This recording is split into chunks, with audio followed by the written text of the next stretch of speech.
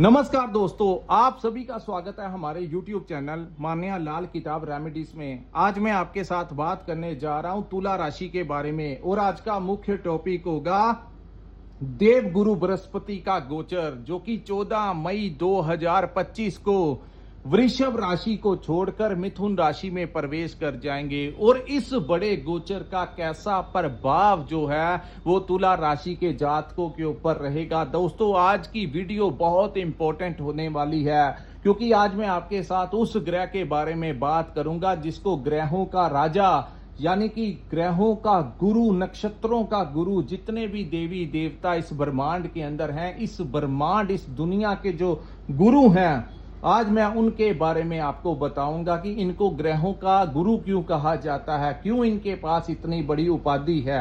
अन्य ग्रहों की तुलना में सभी इनके समक्ष जो है वो प्रणाम करते हैं। अगर कुंडली में राहु, केतु, मंगल या शनि खराब हो तो क्यों बार बार एस्ट्रोलॉजर कहते हैं कि अपने गुरु को अच्छा करने के लिए ये उपाय कीजिए, ये उपाय कीजिए, केसर का तिलक लगाइए, अगर सोना धारण कर सकते हैं तो सोना धारण कीजिए। गुरु को ही क्यों बलि करने के लिए कुंडली में कहा जाता है, आज इस वीडियो के माध्यम से मैं आपको बताऊंगा कि क्या है ये गुरु, क्यों जब भाव का परिवर्तन करते हैं तो कैसा कैसा प्रभाव देखने को मिलता है। इस बार जो गोचर होगा वो अन्य वर्षों की तुलना में थोड़ा सा डिफरेंट होने वाला है और गुरु बहुत तेज गति के साथ आगे बढ़ेंगे। दोस्तों, गुरु जो है वो इनको ज्ञान का देवता कहा जाता है।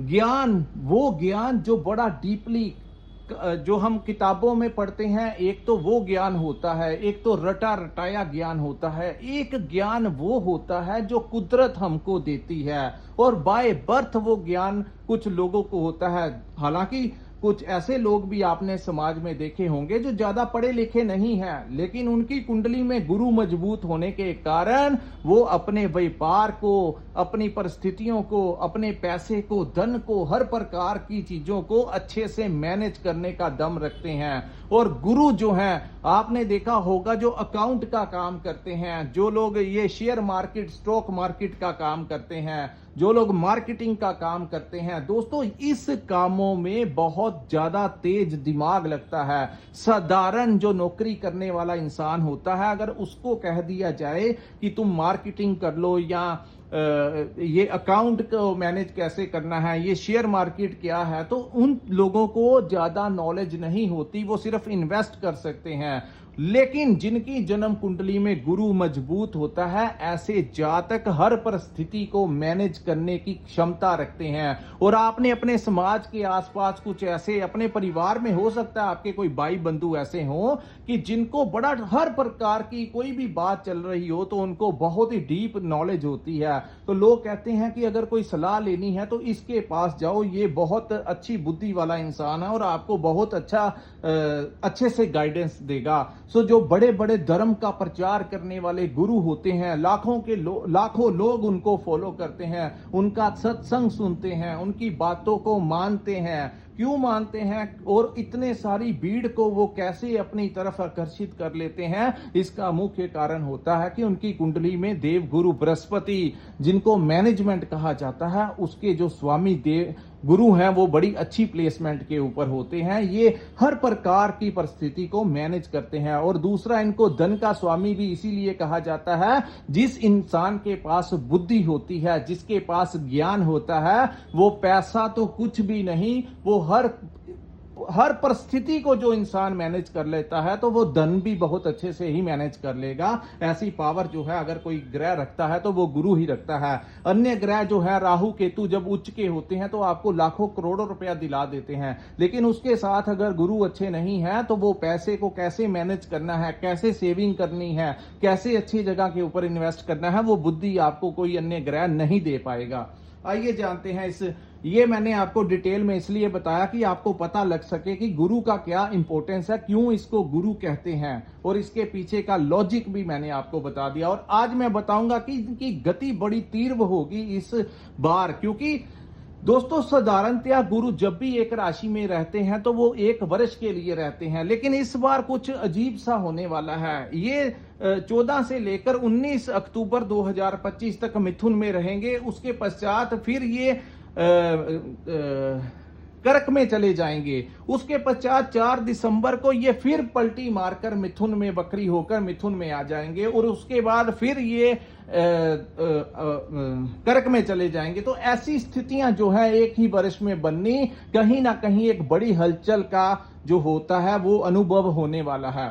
आइए जानते हैं दोस्तों गुरु किस भाव में गोचर करेंगे और यहां से बैठ के गुरु की कहां कहां पर दृष्टियां होंगी, किन किन भावों को वो प्रभावित करेंगे। ये जो आपके सामने मैंने कुंडली बनाई है, ये आपकी चंद्र राशि की कुंडली है और जिनकी जन्म राशि तुला है और जिनकी नाम से तुला राशि है, उनके लिए ये वीडियो बहुत इंपॉर्टेंट होने वाली है। हालांकि यहां पर देखा जाता है कि किस ग्रह की महादशा और अंतरदशा आपके ऊपर चल रही है, लेकिन गुरु जो कि मैनेजमेंट के गुरु हैं, तो इस वर्ष को, आने वाले समय को आप किस प्रकार से मैनेज करेंगे और कैसे आपको मैं गाइडेंस दूंगा, इस वीडियो को आपको अंत तक सुनना होगा ताकि आप आने वाले जो समय है उसको कैसे मैनेज करना है, ये इस वीडियो के जरिए आप सीख सकें।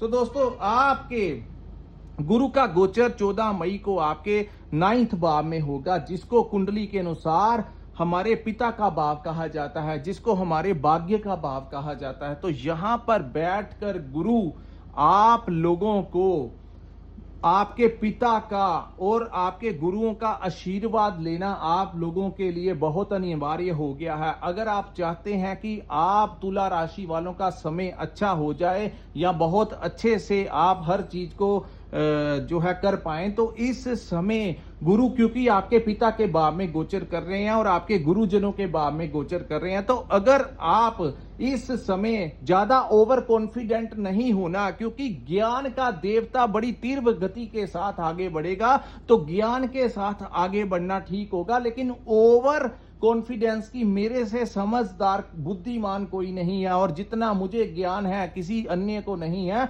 तो इन चीजों में आपको नहीं पड़ना है। और अगर आप इस समय का फायदा लेना चाहते हैं तो अपने पिता के मार्गदर्शन के तहत आगे बढ़ें।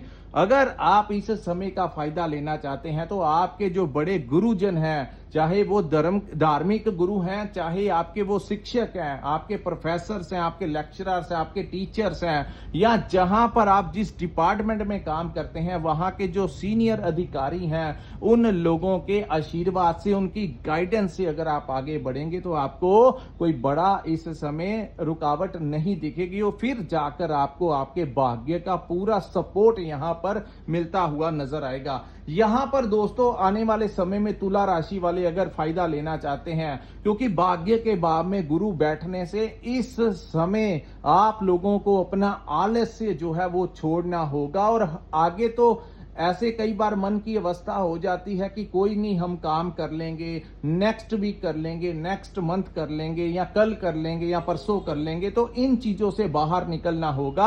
अगर आप इस समय का बड़ा फायदा लेना चाहते हैं तो आप लोगों को एक्टिवली 100% डेडिकेशन के साथ अपने कार्यों को करना होगा। चाहे अगर आप कोई दुकान चलाते हैं तो वहां पर किस प्रकार से आपने अपनी दुकान में सेल बढ़ानी है, कस्टमर के साथ कैसी डीलिंग करनी है, कैसे सामान जो है वो लेकर आना है, डिस्प्ले कैसे करनी है। वहीं जो लोग नौकरी करते हैं वहां पर आप अपनी पूरे एफर्ट के साथ आप क्लाइंट्स को डील कीजिए, अपने कार्यों को में लग जाइए, तभी जाकर आपको आपके भाग्य का भरपूर सपोर्ट मिलेगा। यानी इस समय का फायदा लेना है तो 1% आपकी बॉडी के अंदर आलस्य जो है वो नहीं रखना है और तेज होकर अपने कामों को अंजाम देने की कोशिश जितनी करेंगे, जितनी मेहनत आप करेंगे, इस समय उतना ही फल आप लोगों को प्राप्त होगा। सो ये समय आपको आलस्य का त्याग जो है, सबसे बड़ा आप लोगों को जो अपने अंदर चेंज लेकर आना है वो यही है कि कल के ऊपर काम नहीं छोड़ना है, आज का काम आज के ऊपर ही निपटाना है, केयरलेस नहीं होना है इस समय। अब मैं आपको बताऊंगा, गुरु की दृष्टियां बड़ी इंपॉर्टेंट होती हैं। जहां पर वो बैठते हैं उन भावों, उस भाव को तो प्रभावित करते हैं, वहां से जो दृष्टि डालते हैं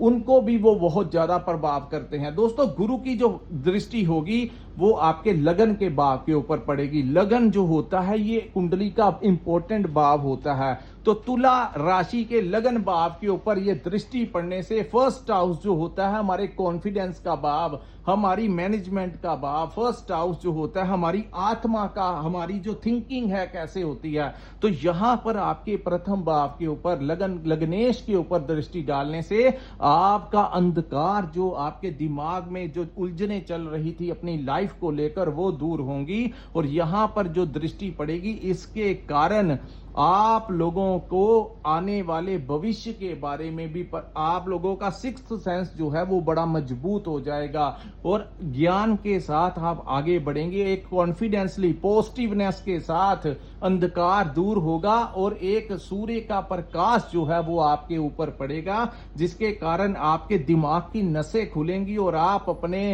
मल्टीपल टास्क को मैनेज करने में सक्षम होंगे। फिर मैं कहता हूं कॉन्फिडेंसली रहना मैनेज कर पाएंगे, लेकिन ओवर कॉन्फिडेंट किसी के लिए अच्छा नहीं होता। उसका मैं आपको रीजन भी बता दिया, क्योंकि आगे वो 1 वर्ष तक एक भाव में रहते थे, इस बार वो 3 बार आगे पीछे जाएंगे, जिसके कारण उनकी गति जो होगी वो बड़ी तेज होगी। तो इसके कारण आप उस डिसएडवांटेज में ना पड़ जाएं, इसका एडवांटेज लीजिए और कहीं ना कहीं किसी की गाइडेंस के साथ आगे बढ़ेंगे तो वही समझदारी आपके लिए होगी। मल्टीपल प्लान आएंगे, परिवार को कैसे चलाना है, बिजनेस को कैसे चलाना है, किन चीजों को कहां पर इन्वेस्टमेंट करना है, तो ये जो चीजें होंगी आप लोगों की जो सिक्स्थ सेंस है वो बहुत ज्यादा मजबूत हो जाएगी और आपके लिए रास्ते जो हैं वो गुरु तैयार करेंगे। सो एक सकारात्मक सोच के साथ तुला राशि के जातक जो हैं वो आगे बढ़ेंगे। हर प्रकार की परिस्थिति को आप इस समय आने वाले समय में मैनेज कर लेंगे। उसके पश्चात गुरु की एक दृष्टि जो है वो पंचम भाव के ऊपर पड़ेगी। ये जो भाव है ये बड़ा इंपॉर्टेंट भाव है आप लोगों के लिए, क्योंकि दोस्तों तुला राशि के जो पंचम भाव इस समय वहां पर राहु की प्लेसमेंट हो जाएगी। हालांकि इसके ऊपर हमने अलग से वीडियो बनाया भी हुआ है। इस भाव के ऊपर जो दृष्टि पड़ेगी यहां पर राहु बैठा है। राहु आपको प्लानिंग भी बड़ी जबरदस्त देगा, लेकिन इन्वेस्टमेंट का भाव जो है वो पंचम भाव ही है, उसके ऊपर गुरु की दृष्टि राहु के ऊपर पड़नी कहीं ना कहीं किसी ना किसी की राय लेकर आप आगे बढ़ेंगे तो ये जो दोष बन रहा है वो दूर होगा। अपनी संतान की हेल्थ का आपको ध्यान रखना होगा, उनके करियर का आपको ध्यान रखना होगा, उनकी स्टडी को लेकर, उनके करियर को लेकर, उनकी शादी को लेकर, उनको लेकर कुछ ना कुछ मन में तनाव जो है वो रह सकता है। तो इन चीजों का आपको थोड़ा सा ध्यान रखना होगा और इन चीजों में उलझने कम रखनी होगी। अपने संतान के साथ किसी भी प्रकार के वैर विरोध में नहीं जाना है, आपस में डिस्प्यूट नहीं करना है, इन चीजों से बचाव रखना। और आप अपनी संतान के बिजनेस में इन्वेस्टमेंट मत करना, ये आपके लिए सबसे बड़ा रेमेडी होगा। आप अपनी संतान के बारे में अगर आपको कोई चिंताएं राहु यहां पर बैठकर देगा तो वहां पर आप उनको mentally support, morally support, emotionally support कर सकते हैं। लेकिन अगर आप, क्योंकि ये दोनों ही ग्रह एक दूसरे के ऊपर दृष्टियां डालेंगे, तो संतान भाव को लेकर आप लोगों को थोड़ा सा सतर्क रहना होगा कि उनके काम में कोई बड़ी इन्वेस्टमेंट मत कर देना, अन्यथा आपस में तनाव का माहौल हो जाएगा और वो इन्वेस्टमेंट जो है कोई गलत जगह के ऊपर करवा सकते हैं। तो यहां पर मैं आपको स्ट्रांगली एडवाइस देता हूं कि ऐसा कार्य करने से अपना बचाव करना। दूसरी बात, इस भाव को इन्वेस्टमेंट का भाव है। हालांकि राहु उच्च की प्लेसमेंट में होंगे आपके पंचम भाव में। राहु जो है आपके दिमाग में कुछ शॉर्टकट में पैसा बनाने की ऐसी सोच आपको बनाएंगे और वो देंगे भी, लेकिन यहां पर ये बात ध्यान रखना, अगर ये चीजें उनके ऊपर ज्यादा इंप्लीमेंट होंगी जिनके ऊपर गुरु की महादशा या अंतरदशा चल रही है। वैसे राहु बहुत बड़ा कंट्रोल यहां पर करेंगे और आपको शॉर्टकट में इतना पैसा कमाएंगे, आपको वो ऐसे गाइडेंस देंगे कैसे पैसा कमाना है, शेयर मार्केट में लगाना है, स्टॉक मार्केट में लगाना है, कहां कहां पर लगाना है। तो आप अपनी कुंडली के अनुसार ही चलना। अगर तो कोई गुरु की या कुछ ऐसे ग्रहों की अंतर्दशा है, कुछ खराब अवस्था में चल रहे हैं, तो कोई बड़ा रिस्क लेने से पहले किसी की गाइडेंस ले लेना। लेकिन अगर इस समय किसी ग्रह की महादशा या अंतर्दशा आपके फेवर में चल रही है तो राहु आपको यहां पर इतनी जबरदस्त बुद्धि देकर आपको वो राजा बना देगा, क्योंकि वो कलयुग का राजा है, तो प्लानिंग के भाव में बैठा है। प्लानिंग मतलब यहां पर आपको वो बताएगा कहां पर पैसा लगाना है, कौन से जरिए से पैसा लगाना है, कौन सा काम करना है जिसमें कम एफर्ट लगे और पैसा और प्रॉफिट बहुत ज्यादा बन जाए। तो ऐसे मल्टीपल बुद्धि जो है आपको वो देगा और आपकी सिक्स्थ सेंस जो है वो बड़ी मजबूत होने वाली है। यहां पर ध्यान देना इतना कि अगर जन्म कुंडली के अनुसार इस समय किसी अच्छे ग्रह की महादशा अंतर्दशा चल रही है तो बहुत ही अच्छा इन्वेस्टमेंट। लेकिन अगर आपके ऊपर किसी खराब ग्रह की महादशा या अंतरदशा तंत्रदशा चल रही है तो यहां पर इन्वेस्टमेंट करने से पहले थोड़ा सा आप लोग किसी से सलाह मशवरा कर ही आगे बढ़ना। तो दोस्तों ये है तुला राशि वालों के लिए। पंचम भाव जो है आपकी लव लाइफ का भी है, तो लव लाइफ को लेकर आपकी लाइफ में कोई आ सकता है, लेकिन पुराना जिसके साथ आपका रिलेशन चल रहा उनके साथ किसी बात को लेकर डिस्टरबेंस चल सकती है, क्योंकि राहु जो है वो भ्रम की स्थितियों में डालने वाले ग्रह हैं। आपकी बुद्धि को वो भ्रमित भी करेंगे, भ्रमित इन द सेंस पैसा तो वो आपको देंगे, लेकिन रिलेशन के मामले में जहां संतान को लेकर आपकी बुद्धि को भ्रमित कर सकते हैं, वैसे ही आपकी लव लाइफ को भी वो डिस्टर्ब कर सकते हैं। तो यहां पर आप अपनी लव लाइफ के साथ अगर आप लॉन्ग रिलेशन में जाना चाहते हैं तो छोटी छोटी बातों को लेकर इग्नोर करना होगा और ध्यान रखना कहीं किसी शख्स के ऊपर आप उनके ऊपर कोई इल्जाम लगा दें या कुछ ऐसी बातें उनके साथ कर दें जो आप अपने दिमाग में ही जो चल रहा है वही नेगेटिव चीजें उनको बता दें, तो आपका रिलेशन जो है वो खत्म हो सकता है। तो इन चीजों का आपको ध्यान देना होगा। सो दोस्तों ये था तुला राशि वालों के लिए गुरु के गोचर का कैसा प्रभाव होगा। आपको गुरु देगा, बहुत अच्छा देगा, आपके फायदे का ये गोचर होगा, लेकिन ओवर कॉन्फिडेंस नहीं करनी है, मेहनत बहुत आपको करनी होगी। और अगर आप देखना चाहते हैं कि राहु और केतु का जो गोचर हुआ है तुला राशि वालों के लिए, उसके ऊपर हमने सेपरेटली एक अलग से वीडियो बनाया हुआ है। सो आप हमारे पेज को नीचे जाकर आप देख सकते हैं कि आपको तुला राशि का वो वीडियो मिल जाएगा जिसमें हमने राहु केतु के परिवर्तन का अलग से ही एक टॉपिक बनाकर आप लोगों को बताया है।